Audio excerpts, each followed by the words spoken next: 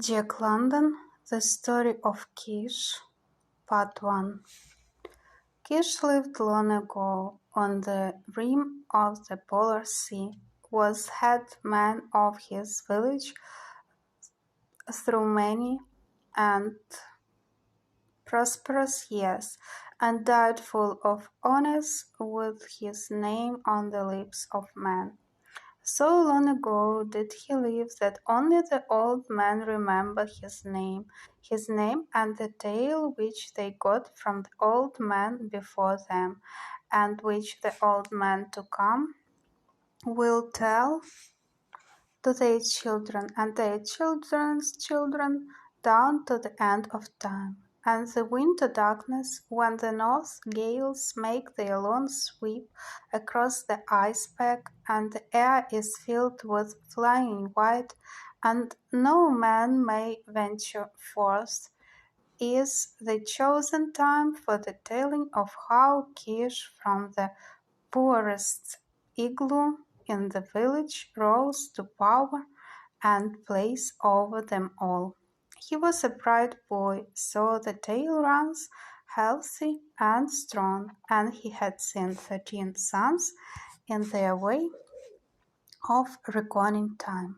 For each winter the sun leaves the land in darkness, and the next year a new sun returns, so that they may be warm again and look upon one another's faces. The father of Kish had been a very brave man, but he had met his death in a time of famine, when he sought to save the lives of his people by taking the life of a great polar bear. In his eagerness, he came to close grapples with the bear, and his bones were crushed. But the bear had much meat on him, and the people were saved. Kish was his only son, and after that Kish lived alone with his mother. But the people are prone to forget, and they forgot the deed of his father, and he, being but a boy, and his mother only a woman, they too were swiftly forgotten, and ere long came to live in the meanest of all the eagles. It was at a council one night in the big igloo of Klosh Kwan, the chief, that Kish showed the blood that ran in his veins, and the manhood that stiffened his back. With the dignity of an elder, he rose to his feet and waited for silence amid the babel of voices. It is true that meat be apportioned me and mine, he said, but it is of times old and tough, this meat, and moreover it has an unusual quantity of bones. The hunters, grizzled and grey and lusty and young, were aghast. The like had never been known before. A child that talked like a grown man and said harsh things to their very faces. But steadily and with seriousness Kish went on. For that I know my father Bog was a great hunter. I speak these words.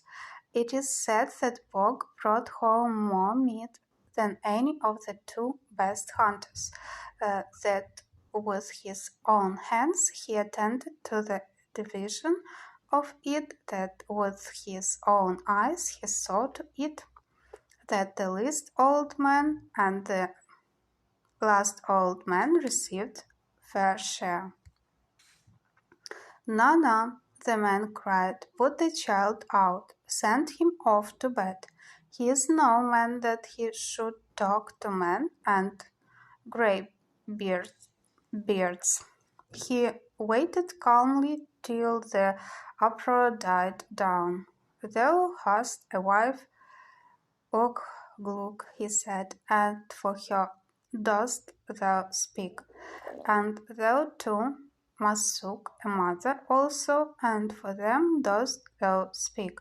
My mother has no one save me, wherefore I speak. As I say, thou Bog be dead, because he hunted over keenly. It is just that I, who am his son, and that I, Elkira, who is my mother, and was his wife, should have meat in plenty, so long as there be meat in plenty in that tribe.